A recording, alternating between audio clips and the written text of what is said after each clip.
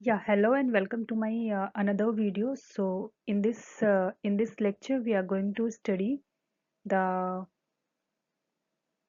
political theory, and this topic I have taken from the NCERT, and this topic is especially for the class 11th. And this chapter is just an introduction of this book. And in this chapter, you're going to study what is politics and what do we study in political theory, putting political theory to practice. And the last one is why should we study a political theory? Okay, so if you have any doubt regarding this video, you all can comment any doubt in the comment box. And if you want to give any constructive feedback regarding this video, you all can give that thing also in the comment box. So yeah, I'm new here and my name is Anjali. So let's start with the next subtopic of this chapter. So yeah, introduction.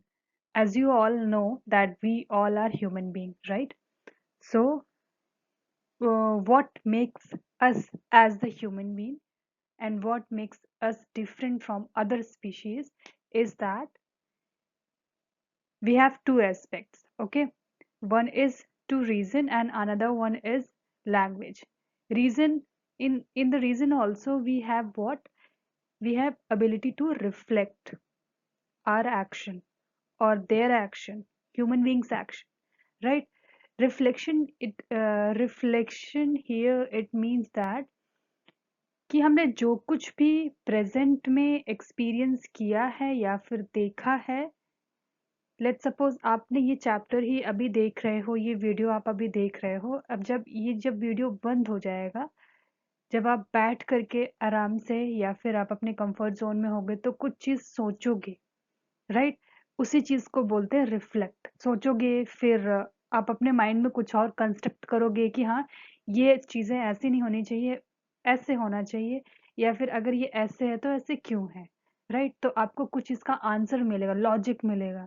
So this is what the reason is, and reflection also I can say. And the another one is this language. We have the language, and these two things are the best thing which makes us different from other species, right?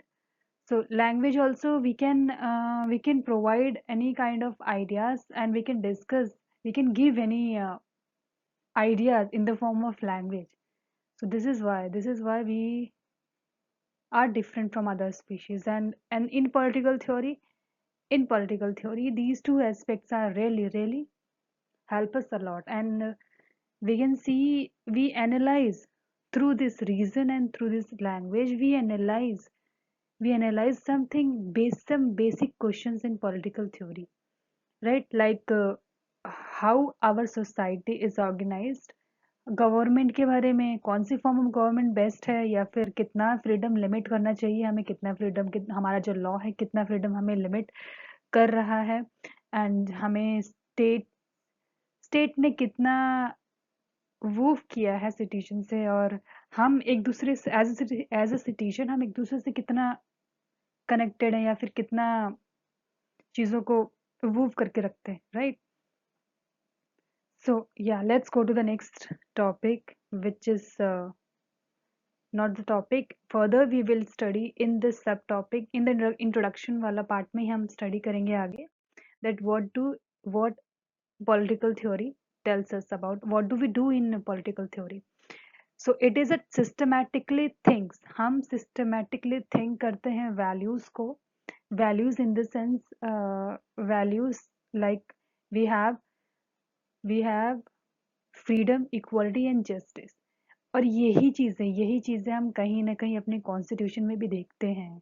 Freedom, equality, justice हमने छोटी classes में भी पढ़ा होगा, freedom, equality, justice पढ़ा ही होगा, पता ही होगा, कोई आइडिया तो होगा ही ना। सो हम इसी चीज को अपने पॉलिटिकल, इन्हीं सभी चीज को, इन्हीं सारे वैल्यूज को हम अपने पॉलिटिकल थ्योरी में सिस्टमैटिकली सोचते हैं, राइट? पॉलिटिकल लाइफ को इन्फॉर्म करने के लिए। फिर इसी से हमारी पॉलिटिकल लाइफ बनती है। नेक्स्ट वन इज हम एक्सप्लेन करते हैं, और पॉलिटिकल थ्योरी से हमें बहुत चीज़ें एक्सप्लेन होती हैं, बहुत चीज़ें हमारे लिए सिग्निफिकेंट करता है। यही सारी वैल्यू हम इन्हीं सारी वैल्यू ये सारी वैल्यू होती क्या है, इनकी मीनिंग्स हमें पॉलिटिकल थ्योरी में एक्सप्लेन किया हुआ मिलता है। इनके सिग्निफिकेंस हमें समझ में आता है, और कैसे रिलेट है ये कॉन्सेप्ट्स, राइट, रियल लाइफ में भी हम देखेंगे। नेक्स्ट वन इज हमें डेफिनेशंस मिलते हैं, हमें अलग अलग डेफिनेशंस मिलते हैं, अलग अलग अलग पॉलिटिकल थ्योरिस्ट हमें अलग अलग डेफिनेशंस देते हैं इन कॉन्सेप्ट्स के। ओके, और हम जो हमारा पास्ट में जो पॉलिटिकल थिंकर्स ने दिया होता है, हम प्रेजेंट में नई डेफिनेशन भी निकालते हैं, राइट। पास्ट वाली डेफिनेशंस तो रहती ही रहती है, हम नई डेफिनेशंस भी निकालते हैं, और हम एग्जामिन्स करते हैं फ्रीडम इक्वलिटी को प्रेजेंट में, उसके बाद में जो हमारे इंस्टीट्यूशन में भी हैं, जैसे स्कूल में, शॉप्स में, बसेस में, ट्रेन्स में, ये सारी चीज़ें हम एग्जामिन करते हैं कि कितने एक्सटेंट तक हमें फ्रीडम इक्वलिटी प्रेजेंट है हमारे इंस्टीट्यूशन में। हम ये चीज़ एग्जामिन करते हैं पॉलिटिकल थ्योरी पढ़ करके। 8 look at whether existing definition are adequate and modify. इसका मतलब ये है कि हम जो प्रेजेंट में हम एनालाइज करने का मतलब हमारा यही होता है कि हम जो पास्ट में डेफिनेशन है या फिर प्रेजेंट में जो डेफिनेशन है उसको मॉडिफाई करते हैं। सो ये हमारा पॉलिटिकल थ्योरी में भी काम आता है। So main objective of this study of political theory and is that to train our citizen think rationally. हम जब हम पॉलिटिकल थ्योरी में अलग अलग थ्योरिस्ट डिबेट देते हैं, रैशनली कैसे सोचेंगे, जब हम आइडियाज को अलग अलग वेज में देखना स्टार्ट करेंगे, सो वहीं से हमें रैशनल थिंकिंग, लॉजिक ढूंढेंगे और रीजन ढूंढेंगे कि why do we have this thing in our society। तो इससे हमारा कहीं ना कहीं हम क्रिटिकल थिंकिंग भी हमारी निकलती है, क्रिटिकल थिंकिंग भी हमारी डेवलप होती है, और पॉलिटिकल क्वेश्चंस है उसके थ्रू हम क्रिटिकल थिंकिंग करते हैं, हमारी क्रिटिकल थिंकिंग डेवलप होती है। एक एज अ रिस्पॉन्सिबल सिटीजन हमें क्रिटिकल थिंकिंग रखना चाहिए पॉलिटिकल इवेंट्स हमारे जो हैं। और हम इस चैप्टर में मेनली यही जो मैंने आपको स्टार्टिंग में प्रीवियस स्लाइड में मैंने आपको बताया था कि that what is politics and political theory के बारे में हमने बताया था कि why we should study political theory and what do we study in political theory। सो ये चीज़ें तो हम पढ़ने ही वाले हैं। So let's go to the next slide. Okay, what is politics. So यहाँ पर हम डायरेक्टली डेफिनेशंस पे नहीं आएंगे, बट चीज़ों को एनालाइज करेंगे, हम अलग अलग व्यूज देखेंगे एंड देन तोड़ मरोड़ के हम चीज़ों को सम अप करेंगे लास्ट में। सबमिशन होगा लास्ट में कि पॉलिटिक्स होता क्या है, बिकॉज हमें चीज़ों को पहले समझना चाहिए कि हाँ, अगर ऐसी चीज़ है तो ऐसी भी चीज़ें निकलती हैं। आप अभी आप व्हाट इज पॉलिटिक्स में आप सबमिशन से पहले वाला जो चीज़ें पढ़ोगे ना, तब आपको समझ में आएगी हाँ किस तरह से एनालाइज किया गया है कि दैट व्हाट इज पॉलिटिक्स। ठीक है, तो पॉलिटिक्स पॉलिटिक्स में हम पॉलिटिक्स को डिफाइन करने के लिए अलग अलग आइडियाज दिया गया है अलग अलग लोगों के द्वारा। कुछ लोग आप रियल लाइफ में भी देखते होंगे कि कुछ लोगों का बोलना होता है कि कुछ लोग नेगेटिवली भी लेते हैं पॉलिटिक्स को, कुछ लोग पॉजिटिवली भी लेते हैं। तो रियल लाइफ में तो डिपेंड करता है इंडिविजुअल टू इंडिविजुअल, बिकॉज कुछ इंडिविजुअल बोलते हैं कि पॉलिटिक्स नेगेटिव उनका थॉट होता है, कुछ का पॉजिटिव होता है।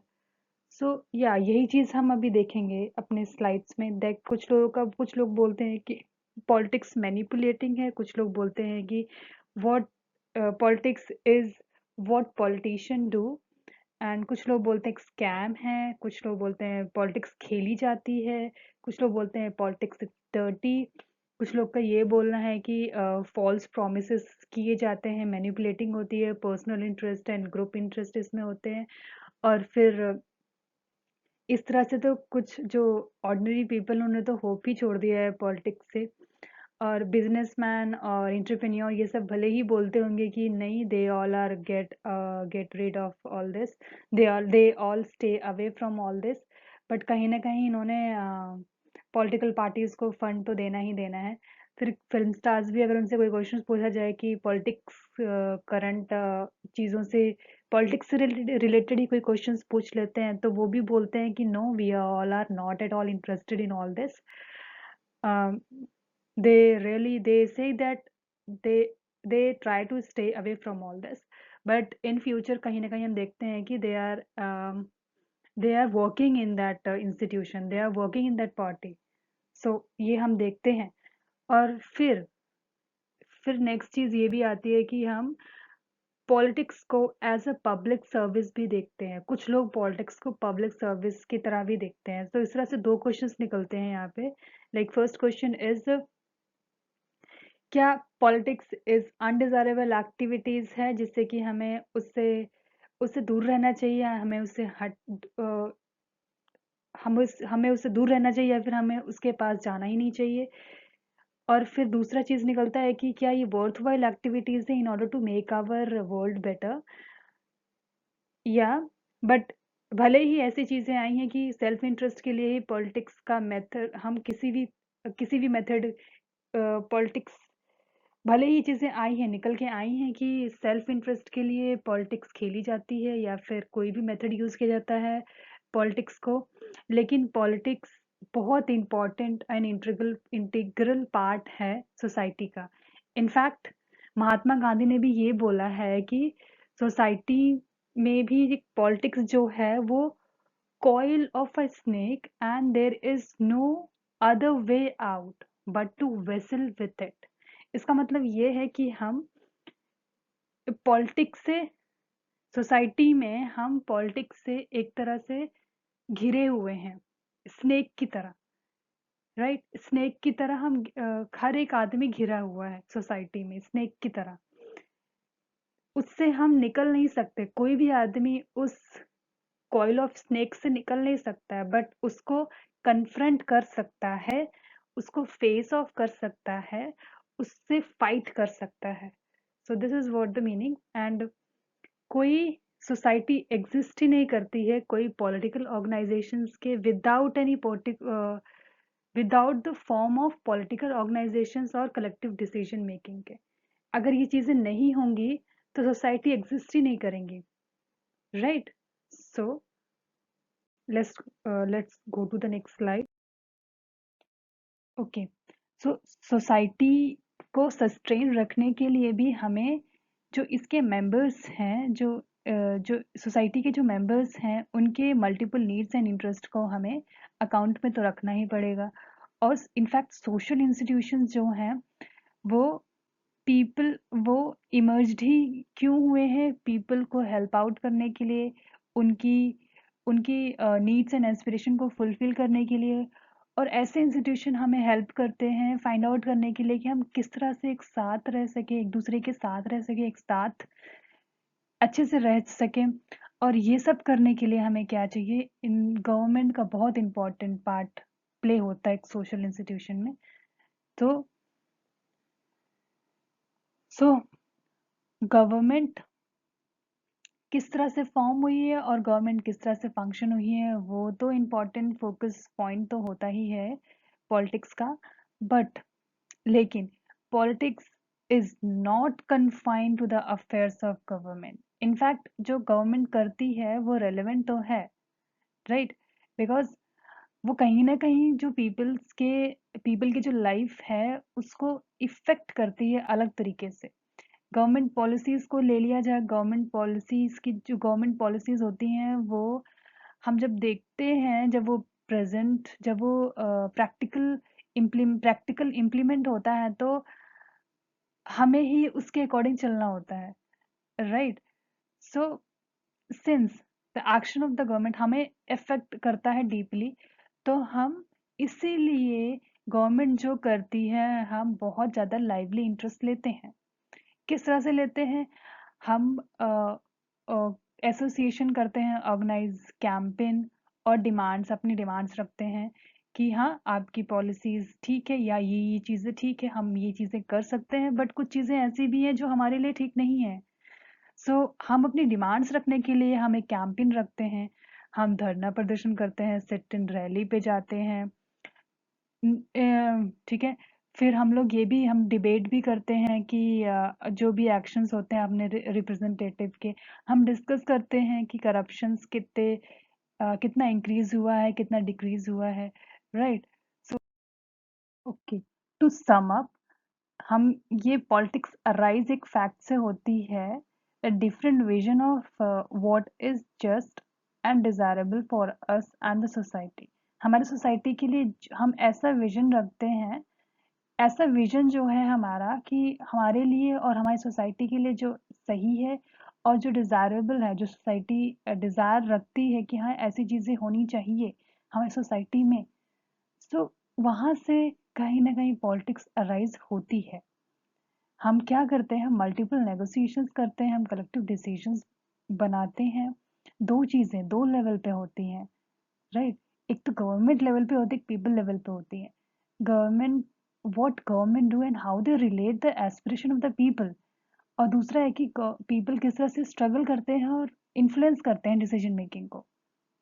और फिर एक और चीज़ और है कि हम किस तरह से पॉलिटिकल एक्टिविटीज़ में एक्टिविटी में पार्टिसिपेट करते हैं, हम नेगोशिएट करते हैं, हम कलेक्टिव एक्टिविटीज़ में पार्ट्स लेते हैं। क्यों? क्योंकि हम प्रमोट कर सकते हैं सोशल डेवलपमेंट को, help us to resolve the common problem, right. So common problem जो हमारी सोसाइटी में जो भी कॉमन प्रॉब्लम है, तो हम स्ट्रगल करेंगे, गवर्नमेंट तक वो बात जाएगी, गवर्नमेंट उसको इम्प्लीमेंट करेगी, राइट। सो अगर हम कंक्लूड करें इस चीज़ को कि what is politics, so the politics is that actively participation of the people.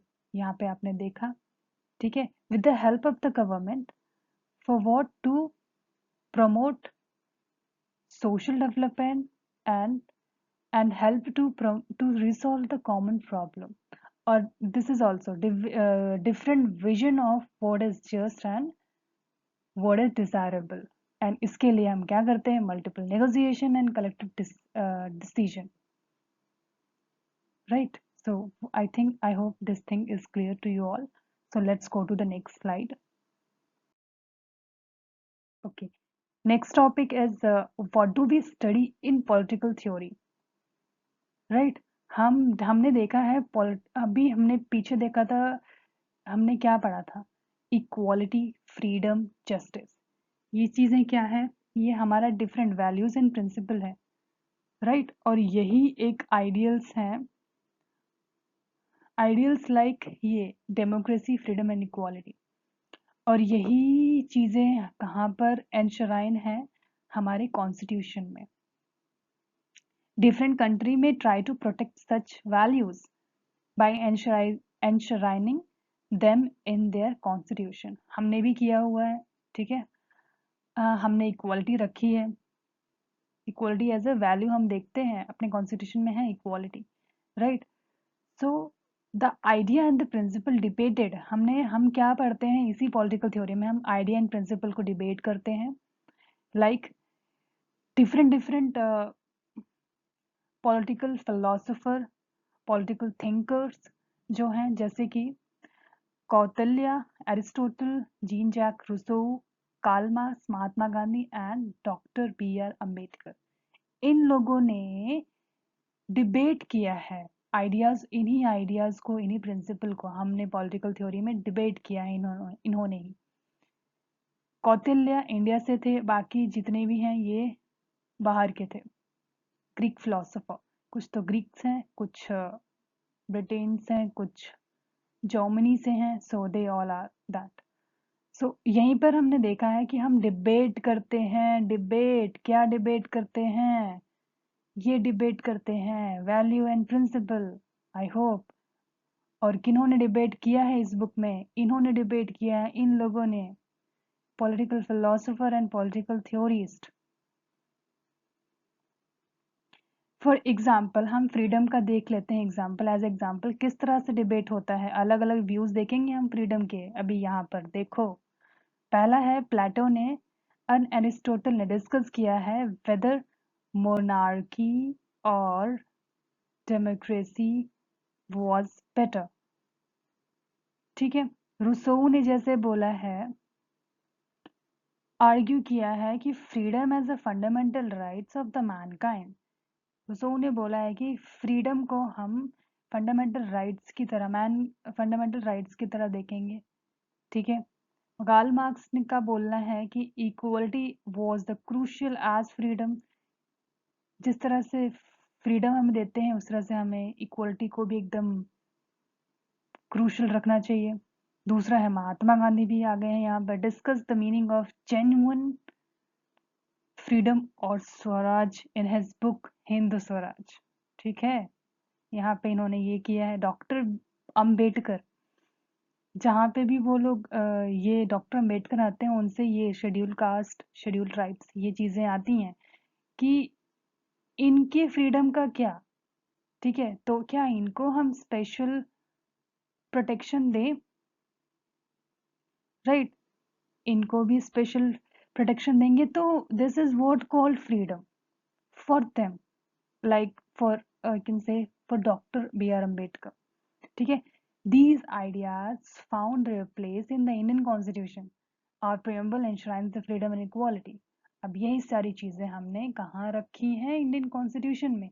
जैसे कि हमने प्रियम्बल में देखा है फ्रीडम और इक्वालिटी है। एक चीज तो हम ये चीज पढ़ते हैं पॉलिटिकल थ्योरी में। दूसरा है कि हम आइडियाज एंड प्रिंसिपल तो अभी हमने देख ही लिया कि हम लोग डिस्कस करते हैं एग्जाम्पल के साथ। दूसरा चीज है it clarifies the meaning of and the concepts. अब जब हम पॉलिटिकल थ्योरी में अलग तरीके से कॉन्सेप्ट को जब डिटेल में पढ़ते हैं, अलग अलग मीनिंग्स पढ़ते हैं, तो हम बहुत चीजें क्लैरिफाई कर जाते हैं। क्या क्लैरिफाई होता है? हमारा मीनिंग, उस कॉन्सेप्ट्स का हमारा मीनिंग क्लैरिफाई हो जाता है कि हाँ, अगर अ, हम चीजों को कन्वर्जली ना देखें, हम चीजों को डाइवर्स पर्सपेक्टिव से देखें। ठीक है। इसीलिए अगर हम चीजों को जब हम कोई भी कॉन्सेप्ट्स को डाइवर्स पर्सपेक्टिव से देखेंगे ना, तो हमारा काफी चीजें क्लैरिफाई होगा, कॉन्सेप्ट्स हमारे बहुत ज्यादा क्लैरिफाई होंगे। So third thing here is that what we study in political theory is it probes the significance of principle. अब हम कितना इम्पोर्टेंट है, कितना सिग्निफिकेंस है ये प्रिंसिपल हमारे लिए, ये भी हमें बताता है पॉलिटिकल थ्योरी पढ़ करके। पॉलिटिकल थ्योरी जब हम पढ़ते हैं, जब पॉलिटिकल थ्योरी में हम ये सब चीज़ें पढ़ते हैं तो हम सिग्निफिकेंस हमें बताता है इसका। फोर्थ थिंग इज हम एग्जामिन करते हैं अलग अलग आर्ग्यूमेंट में। जैसे हमने पीछे देखा था अभी फ्रीडम के मैटर में, हमने एग्जामिन किया था अलग अलग आर्ग्यूमेंट्स दे करके। डिफरेंट थिंकर्स भी आए थे, पीछे देखा था अभी मैंने बताया था डिफरेंट थिंक प्रीवियस स्लाइड्स में, different thinkers in different defence of these concept. अब वो अपना अपना व्यूज देते हैं, अपना अपना पर्सपेक्टिव बताते हैं, जिसकी वजह से हम उनके आर्ग्यूमेंट्स को एग्जामिन करते हैं। फिफ्थ थिंग इज दैट हम रिफ्लेक्ट करते हैं। ये सारी चीजें पढ़ के अभी मैंने स्टार्टिंग वाले स्लाइड्स में मैंने आपको बताया था रिफ्लेक्ट का मतलब क्या होता है, कि हाँ, हम अपना माइंड यूज करते हैं। हम कोई भी एक्सपीरियंस लेकर के हम लोग जब शांत दिमाग से जब सोचते हैं कि हाँ, ऐसा चीजें भी हो सकती हैं, ऐसे जब हम रिफ्लेक्शन करेंगे चीजों को लेकर के, तो हमारी क्रिटिकल थिंकिंग, हमारी एबिलिटी, चीजों को सोचने की हमारी एबिलिटी दूसरी तरीके से डेवलप होगी। ठीक है। हम रिफ्लेक्ट करते हैं पॉलिटिकल थ्योरी में, हम चीजों को लेकर के, कॉन्सेप्ट्स को लेकर के, प्रिंसिपल्स को लेकर के, वैल्यूज को लेकर के। I hope this thing clear to you all. So let's go to the next slide. Okay. तो फिर आपने यहाँ पर एक क्वेश्चन अराइज होता है। पहले तो आपने पढ़ा कि हम पॉलिटिकल थ्योरी में चीज़ों को डिबेट करते हैं, चीज़ों के हम सिग्निफिकेंस जानते हैं, चीज़ों की डिफरेंट क्लैरिफाइज होता है, डिफरेंट डेफिनेशंस हमारे कॉन्सेप्ट्स के हमारे डेफिनेशंस क्लैरिफाई होते हैं और हम रिफ्लेक्ट करते हैं चीज़ों को लेकर के। तो क्या अभी के टाइम पर ये सारी चीज़ें ज़रूरी हैं? ये देखो, जैसे कि is it is all this relevant for us now? क्योंकि हमें ऑलरेडी तो हमें फ्रीडम और डेमोक्रेसी तो मिल चुकी है, अचीव हो चुका है। तो क्या अब जरूरी है क्या ये सब चीजें पढ़ना? हाँ, हम क्यों पढ़ रहे हैं पॉलिटिकल थ्योरी में ये सारी चीजें, राइट? तो ये क्वेश्चन ऑब्वियसली ये क्वेश्चन आएंगे, हमें तो ये सारी चीजें मिल गई हैं, तो अब हम क्यों पढ़ें ये सब चीजें? क्या इंपॉर्टेंस है हमारा ये प्रेजेंट लाइफ में, रियल लाइफ में, अभी के टाइम पे, और फ्यूचर में हमें ये कैसे हेल्पफुल करेगा? सो नहीं, ये चीज़ें, ये सारी चीज़ें हम अभी इस बुक में तो एनालाइज कर रहे हैं, डिबेट कर रहे हैं, राइट? हमारी क्रिटिकल थिंकिंग के लिए तो हमारा इम्पोर्टेंट तो है ही ये चीज़ें, बट ये सारे जो वैल्यूज प्रिंसिपल, ये like values and principle like equality, freedom and democracy, ये सारी चीज़ें हम अराइज तो होती हैं, ठीक है? और ये इम्प्लीमेंट होती हैं डिफरेंट सेक्टर में, डिफरेंट पेस में। इनका अपना गति होता है, अलग अलग तरीके से ये लोग, अलग तरीके से अलग सेक्टर्स में ये लोग अराइज होते हैं। लाइक फॉर एग्जांपल मैं बताऊं, जैसे कि इक्वलिटी, अगर हम इक्वल राइट्स दे देंगे तो क्या वो इकोनॉमिक सेक्टर में या फिर सोशल स्पेयर में सेम इम्प्लीमेंट होगा? नो, डिफरेंट सेक्टर आ गया ना यहाँ पर, एक इकोनॉमिक सेक्टर आ गया, एक सोशल सेक्टर आ गया। No, right? सो और इकोनॉमिक का अलग तरीके से वो डेवलप होगा, इक्वलिटी, फ्रीडम या डेमोक्रेसी, और सोशल में, सोसाइटी में अलग तरीके से फ्रीडम, इक्वलिटी, डेमोक्रेसी डेवलप होंगे। सो इन सब के ये सारे जो इश्यूज हैं, ये इम्प्लीमेंट है, इसीलिए ये अलग अलग, इनका अलग अलग सेक्टर है, इनका अलग अलग स्पेसेस है डेवलप होने का। सो इसीलिए हम इसको अभी भी पढ़ते हैं, फ्रीडम, इक्वलिटी हम अभी भी पढ़ते हैं, इक्वलिटी, डेमोक्रेसी हम अभी भी इसीलिए पढ़ते हैं, राइट? इक्वलिटी, ये सर, ये these concepts are never ever ending concepts हैं, कभी नहीं। अब नया चीजें आएगा, society always keep on changing. So freedom, equality, democracy, कितने लेवल तक हमें, क्योंकि नए चैलेंजेस आएंगे, तो हम नए चैलेंजेस में हम कितने लेवल तक फ्रीडम रखेंगे, कितने लेवल तक इक्वलिटी रखेंगे, और इस चैलेंजेस में हमें इक्वलिटी किस तरह से देना है, गवर्नमेंट को किस तरह से पार्टिसिपेट करना है, पीपल को किस तरह से स्ट्रगल करना है, वो सारी चीज़ें हम हमेशा देखते रहेंगे, ठीक है? और second thing is that new interpretation, नई नई डेफिनेशंस आएंगे, डेफिनेटली नए डेफिनेशंस आएंगे। जैसे for example, right to life has been interpreted by the court to include the right to livelihood। पहले तक क्या था कि राइट टू लाइफ था, फिर उसको इंटरप्रिटेट किया गया, उसको डेफिनेशन दिया गया कोर्ट के द्वारा कि लाइवलीहुड है ये, ठीक है? सोसाइटी में न्यू चैलेंजेस, अभी मैंने आपको बताया, नया इंटरप्रिटेशन तो जरूर आएगा, ठीक है? कौन कैसे होगा कि फंडामेंटल राइट्स जो हैं हमारी कॉन्स्टिट्यूशन में, जो गारंटीड की गई हैं हमें, हम उनको अमेंड करते हैं, हम उनको एक्सपैंड करते हैं, बढ़ाते हैं। जुडिशियल इंटरप्रिटेशन और गवर्नमेंट पॉलिसीज, ठीक है, डिज़ाइन डिज़ाइन ही इसीलिए होती हैं नए प्रॉब्लम्स को देखने के लिए, एड्रेस करने के लिए। जुडिशियल इंटरप्रिटेशन मीन्स कि वो लोग डिफाइन करते हैं लॉज को, वो लोग देखते हैं लॉज को, गवर्नमेंट पॉलिसीज जो हैं वो सारी चीज़ें टाइम टू टाइम हम देखते हैं, वो इसीलिए क्योंकि हमें न्यू प्रॉब्लम्स वगैरह जनरेट होती रहती हैं, तो इसीलिए this is what called new interpretations होती रहती हैं, इसीलिए हमें पढ़ना चाहिए ये सारी चीज़ें, freedom, equality and democracy. Although हमें मिल चुकी हैं, बट फिर भी हमें ये सारी चीज़ें रहना है, रखना है, ठीक है? थर्ड थिंग इज कि वर्ल्ड, हमारा जो वर्ल्ड है, वी वहाँ पर new dimension of freedom exist करेंगे, और हमें न्यू थ्रेड्स, फ्रीडम के न्यू थ्रेड्स भी देखने के लिए मिलेंगे, ठीक है? लाइक फॉर इंस्टेंस की ग्लोबल कम्युनिकेशन टेक्नोलॉजी, अभी पहले के टाइम पर हमारे जनरेशन से पहले ये सारी चीज़ें नहीं थी। अभी मैंने बताया था कि वर्ल्ड कीप ऑन चेंजिंग, तो ये जो ग्लोबल कम्युनिकेशन के लेवल पे जो है, हम यहाँ पर देखते हैं कि हमें कितने लेवल तक फ्रीडम रखना है, ठीक है, और हमारा कहाँ तक फ्रीडम हमारा थ्रेट हो रहा है, ठीक है। ये नई चीज़ है कि नहीं है? पूरे वर्ल्ड के लिए ये नई चीज़ है। Communication is new thing, technology is new thing really. So यहाँ पर हम किस तरह से फ्रीडम कितना रखें? साइबर क्राइम जो चीज़ें आई हैं, ये नई चीज़ें हैं। साइबर क्राइम पहले नहीं था, जब तक कि कम्युनिकेशन टेक्नोलॉजी चीज़ें नहीं आई। सो वहाँ पर गवर्नमेंट कितने लेवल तक फ्रीडम रखे, क्या लिमिटेशन रखे, और 2-3 क्वेश्चंस भी हैं, जैसे कि how much freedom should be given to the people using the internet? कितना फ्रीडम दिया जाए उनको? देखो नया चीज़ आया ना यहाँ पे इंटरनेट को लेकर के।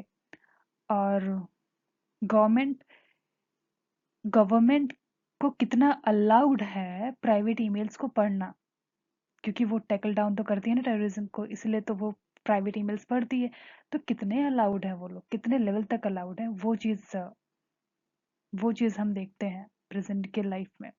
इसलिए हमें ये चीज़ें पढ़ते रहना चाहिए। कॉन्सेप्ट्स हैं ये, बेसिक थिंग्स हैं हमारा, ठीक है। इस बुक में बेसिक चीज़ें पढ़ेंगे, और ये चीज़ें कभी आप रियल लाइफ में देखोगे, और कभी नहीं ख़त्म होने वाला प्रोसेस है ये, ठीक है। ओके सो तो political theory a lot to teach us about the possible answers. और भी चीज़ें हैं पॉसिबल आंसर्स, और भी ढेर सारी चीज़ें हैं हमें अलाउ करते हैं पॉलिटिकल थ्योरी, ठीक है। नॉट ओनली दिस, जब हम पढ़ेंगे धीरे धीरे हमें चीज़ें समझ में आएंगी, और हम अलग तरीके से सोचेंगे, हमारा नज़रिया ही बदल जाएगा लाइफ को लेकर के, जब हम पॉलिटिकल थ्योरी पढ़ेंगे। Seriously this is really a new thing, और बहुत अच्छी बुक है ये पॉलिटिकल थ्योरी। इनफैक्ट सब्जेक्ट भी बहुत अच्छा है। So let's go to the next slide. Putting political theory to practice. हम इस टॉपिक में हम ये देखेंगे कि किस तरह से पॉलिटिकल थ्योरी को हम प्रैक्टिकली देखते हैं, प्रैक्टिकली करते हैं, प्रैक्टिस करते हैं। ओके सो ये चीज़ें हम देखेंगे concept of in the concept of equality में, कि किस तरह से अलग अलग इक्वालिटी के जो कॉन्सेप्ट्स हैं वो हम प्रैक्टिकली कर रहे हैं, वो दिखेगा अभी आप जब ये टॉपिक पढ़ोगे इसमें। और फिर रीज़न क्यों है, क्यों अलग अलग इक्वालिटी के कॉन्सेप्ट्स आ रहे हैं, because of we have many definitions, okay. और ओपिनियंस भी हैं, हमारा इक्वालिटी के ऊपर अलग अलग ओपिनियंस भी हैं, तो जिसकी वजह से हम अलग अलग प्रैक्टिकल है वो एक ही कॉन्सेप्ट, ठीक है, लेकिन अलग अलग वेज आ रहे हैं उसके। आप देखोगे अभी अभी चलो स्टार्ट करते हैं इसमें। देखा जैसे कि पॉलिटिकल थ्योरी डील्स करती है meaning, origin and significance of different ideas, political ideas, और जो प्रिंसिपल है वो हम इंटरप्रिटेट करते हैं, इट कैन बी पॉसिबल, ठीक है। लेकिन अदर सब्जेक्ट्स जो हैं, जैसे मैथमेटिक्स में हम देखा जाए ट्रायंगल और स्क्वायर्स की डेफिनेशंस होती हैं, उनमें क्या होता है, जो डेफिनेशंस दे दी वही एक ही डेफिनेशंस पड़ी रहेंगी। बट पॉलिटिकल थ्योरी में ऐसा नहीं है, एक डेफिनेशंस दे दिया तो वही definitions not at all enough, because क्यों, जो कॉन्सेप्ट ऑफ इक्वलिटी है वो कंसर्न करती है हमारे रिलेशन किसके साथ, अदर ह्यूमन बीइंग्स के साथ, ना कि कोई थिंग्स के साथ, ठीक है। और जो हमारे ओपिनियंस हैं इक्वलिटी के जो इश्यूज को लेकर के, वो जरूर आएंगे। हम चीज़ों के साथ तो नहीं रिलेशनशिप बनाएंगे, ऑब्वियसली हम ह्यूमन बीइंग्स के साथ ही बनाएंगे। तो जो हमारे लिए इक्वल है वो और लोगों के लिए भी इक्वल होनी चाहिए, राइट। तो जब और लोगों के लिए भी इक्वल होनी चाहिए, तो अब जरूरी नहीं है कि मेरे लिए जो इक्वालिटी का जो कॉन्सेप्ट है वो उसके लिए भी वही कॉन्सेप्ट हो, क्योंकि उसका इन्वायरमेंट, उसका सोसाइटी, उसका बैकग्राउंड इज डिफरेंट। मेरा इन्वायरमेंट, मेरी सोसाइटी, मेरा बैकग्राउंड इज डिफरेंट। जब हम एक रूम में एक क्लास में आके पढ़ाई करेंगे, तो हमें यहाँ पर इक्वालिटी प्रैक्टिस करनी पड़ेगी, राइट। सो मेरे लिए मेरा ओपिनियन इक्वालिटी का अलग होगा, जो सामने वाला इंसान है उसका ओपिनियन इक्वालिटी का अलग होगा, ठीक है। तो हम यहाँ पर क्या करते हैं, पॉलिटिकल थ्योरी में हम मेनी ओपिनियंस लेते हैं, ठीक है, उसको अंडरस्टैंड करते हैं, उसको हार्मोनाइज करते हैं, ठीक है। मेरे साइड से मेरा ओपिनियन भी करेक्ट है, उसके साइड से उसका ओपिनियन भी करेक्ट है, हमें उसका दोनों के ओपिनियंस को सोचना चाहिए, समझना चाहिए, अंडरस्टूड होना चाहिए उनके ओपिनियन से, दोनों के ओपिनियन से, और उन दोनों के ओपिनियंस को हाँ हार्मोनाइज करना चाहिए कि हाँ this the equality can be in that way also, ठीक है। हम यहाँ पर अभी देखेंगे कि किस तरह से हम प्रैक्टिस कर रहे हैं अपने रियल लाइफ में अलग अलग तरीके से इक्वालिटी को, है एक ही कॉन्सेप्ट बट वो प्रैक्टिस अलग तरीके से हो रही है। जैसे कि first one is that equality means equal opportunity for all, ठीक है। अब यहाँ पर कोई राशन शॉप है, फॉर एग्जाम्पल अभी मैं बताऊँ तो यहाँ पे कोई राशन शॉप है, तो यहाँ पर कोई खड़ा हुआ है राशन लेने के लिए और उनको अपॉर्चुनिटीज दी गई है कि आप लाइन से आओ। अगर कोई लाइन तोड़ के आगे आकर के खड़ा होके राशन लेने लग जाए तो ऑब्वियसली आपकी अपॉर्चुनिटीज, तो आपका जो चांस है वो तो आपको मिलेगा नहीं राशन लेने का। तो और फिर आपको बुरा लगेगा, और फिर अगर किसी ने उसको बोला कि आप लाइन से आइए, जो लोग लाइन से खड़े हैं उनको नहीं पसंद है, सो आपको लगेगा कि दिस इज इनइक्वालिटी। अगर उनको हटा दिया जाए, ठीक है, उन्होंने राशन अगर वो पीछे कर दिया जाए उनको, तो आपको भी कहीं कभी कहीं ना कहीं अच्छा लगेगा, ठीक है। तो ये एक वे हो गया। दूसरा वे इज दैट कि अगर उसी लाइन में अगर आप खड़े हो तो वहां पर जब डिसेबल पीपल आ गया और डिसेबल पीपल आगे लाइन तोड़ करके आगे जा करके राशन लेने लग गया, तो आपको लगेगा हाँ स्पेशल ट्रीटमेंट ओल्ड और डिसेबल पीपल जो है, हाँ उनको स्पेशल ट्रीटमेंट देनी चाहिए। तो यहाँ पर भी इक्वालिटी, हाँ उनके लिए इक्वालिटी, यहाँ पर हम लोग अलग डायमेंशन देख रहे हैं। दूसरा डायमेंशन इज दैट कि जो पुअर पीपल हैं वो लोग अ, वो लोग अ, वो लोग शॉप्स में भी नहीं जा पाते हैं, ठीक है। अपना नॉट इवन इन डॉक्टर के पास भी आप लोग अपना ट्रीटमेंट कराने के लिए भी नहीं जाते हैं, क्योंकि उनके पास पैसे नहीं है। तो हम कहीं ना कहीं सोचेंगे कि यार this is not at all fair, this is not at all equal. हमारे पास पैसे हैं, हम अपना ट्रीटमेंट करा सकते हैं, हम अपनी बेसिक चीज़ें ले सकते हैं शॉप में जा करके, because we have the money. और अगर हम ये चीज़ें कंपेयर करें उनके साथ, तो दिस इज अनइक्वल, हमें कहीं लगेगा कि हाँ दिस इज इनइक्वालिटी है। तो ये चीज़ें फेयर नहीं है। हमें यहाँ पर क्या लगता है कि फेयर नहीं है। हम एक और तरीका ले देते हैं कि equality must involve some kind of fairness, fairness होगी तभी इक्वालिटी होगी, ठीक है। सो thus you may see that our idea of equality is quite complex, ठीक है। और फिर हम इक्वल अपॉर्चुनिटी फॉर ऑल तो देखते ही हैं, फिर सेम टाइम पे हम क्या देखते हैं, अगर हमने सेपरेट काउंटर्स बना दिए गए ओल्ड और डिसेबल पीपल के लिए, तो वो भी है। हम ये भी समझते हैं कि हम अगर उनको स्पेशल ट्रीटमेंट देंगे तो वो भी जस्टिफाइड है। और जो जिनके पास पैसे नहीं हैं, some people can not even have the their basic needs, equal opportunity is not enough, ठीक है। They can not have basic needs, ठीक है। तो ये सारी चीजें इतनी ढेर सारी चीजें हम क्यों देख रहे हैं, because reason is that we have many definitions, because meaning of equality is depend upon the context, ये चीज़ जरूर ध्यान रखना, context ओके। अलग अलग कॉन्टेक्स्ट आ रहे हैं, लाइक फेयरनेस वाला कॉन्टेक्स्ट आ रहा है कि पुअर पीपल को लेकर के फेयर चीज़ें नहीं है, तो वो अलग कॉन्टेक्स्ट है। और ओल्ड एंड डिसेबल पीपल के लिए वो अलग कॉन्टेक्स्ट आ गया। और फिर और अपॉर्चुनिटीज को लेकर के वो अलग कॉन्टेक्स्ट आ गया। सो इक्वलिटी डिपेंड कर रहा है यहाँ पे कॉन्टेक्स्ट को लेकर के, ठीक है।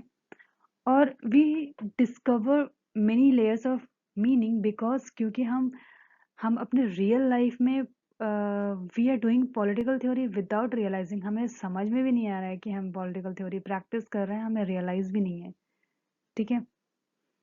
और इस तरह से हमें political theories clarify the meaning of political concepts. Okay, हम डिबेट करते हैं, एग्जामिन करते हैं और डाइवर्स मीनिंग और ओपिनियंस एक सिस्टमैटिक वे में पढ़ते हैं। ठीक है, और ये दिस इज हमने अभी यहाँ पे सिर्फ इक्वलिटी को लेकर के ही पढ़ा। ऐसे ही हमारा है और भी कॉन्सेप्ट्स हैं, जैसे फ्रीडम हो गया, सेक्युलरिज्म हो गया, नेशनलिज्म हो गया। ये सारे जो कॉन्सेप्ट्स हैं ये भी हम देखते हैं रियल लाइफ में, अलग अलग वे में, अलग अलग डायमेंशंस भी हैं इनके, इसलिए हम अलग अलग डेफिनेशंस पढ़ते हैं। Right, so let's go to the next slide. Okay, with this topic, we came to an end of this video, and after that, we are going to finish the topic. So, so the topic is why should we study the political theory? Okay, why क्यों जरूरी है हमारा political theory पढ़ना? तो आपने ये सारे professions तो देखे होंगे, politicians, bureaucrats, the teachers who teach the political theory, lawyer, जजेस एंड एक्टिविस्ट। सो ये प्रोफेशंस तो आपने देखे ही होंगे, और कहीं ना कहीं ये सारे प्रोफेशंस रेलेवेंट है पॉलिटिकल थ्योरी में। Political theory is relevant for all. अगर ये सारी चीज़ें बनना है तो आपको पॉलिटिकल थ्योरी जब आप पढ़ोगे तो ये बेसिक चीज़ है, ये आप पढ़ोगे इन पॉलिटिशियंस बनने के लिए, ब्यूरोक्रेट्स बनने के लिए, टीचर बनने के लिए, लॉयर, जजेस एंड एक्टिविस्ट एंड जर्नलिस्ट। तो इसलिए हमें पॉलिटिकल थ्योरी पढ़ना चाहिए अगर आपको ये प्रोफेशन परस्यू करना है इन फ्यूचर तो। Okay, so next thing is political theory हमें help us to gain the basic knowledge of political ideas और इंस्टीट्यूशन जिसके अंदर हम रहते हैं, आप जिस जो कि shape the world we live in. Okay, हमें बेसिक नॉलेज मिलती है पॉलिटिकल थ्योरी पढ़ करके, इसलिए हम पॉलिटिकल थ्योरी पढ़ते हैं। फिर दूसरा चीज़ है कि ये जो कॉन्सेप्ट्स हैं, ये वैल्यूज एंड प्रिंसिपल हैं जो कि हम पॉलिटिकल थ्योरी में पढ़ते हैं, ये not only in abstract issues, abstract means जो चीज़ें हम टच नहीं कर सकते वो, ओके, बट वो एग्जिस्ट हैं, एग्जिस्ट करती हैं, although we can not touch it but it is existing in our society. So ये इंटीग्रल पार्ट है, ये हमें रियल लाइफ में दिखेंगी, भले ही ये एब्स्ट्रैक्ट इशू हैं बट ये integral part of our society, इसीलिए हमें पॉलिटिकल थ्योरी पढ़ना चाहिए।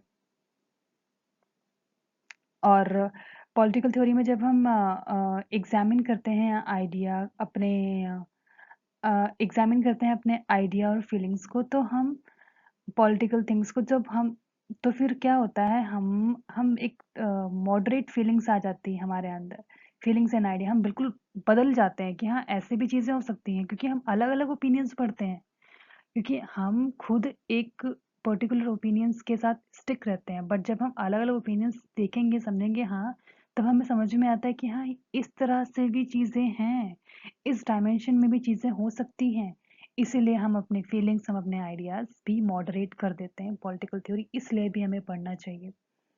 ओके, फोर्थ वन इज हम डिबेट और एलोकेशंस कंपटीशन भी जाते हैं, तो उसके लिए भी हम पॉलिटिकल थ्योरी पढ़ते हैं। पॉलिटिकल थ्योरी में जब हमने क्या बताया कि अलग अलग पॉलिटिकल थ्योरिस्ट क्या करते हैं, पॉलिटिकल फिलोसोफर क्या करते हैं, अपने अपने व्यूज देते हैं और डिफेंड करते हैं दूसरों की व्यूज से अपने व्यूज को दे करके।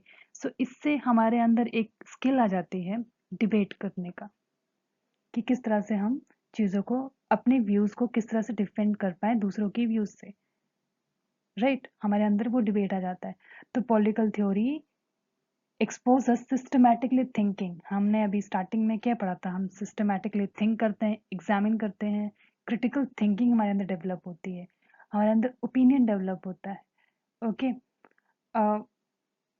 हम इसलिए बहुत ज़्यादा इंपॉर्टेंट है पॉलिटिकल थ्योरी हमारे लाइफ के लिए। So with this we came to an end. So yeah, this is what our reference, and thanks once again, thanks for all.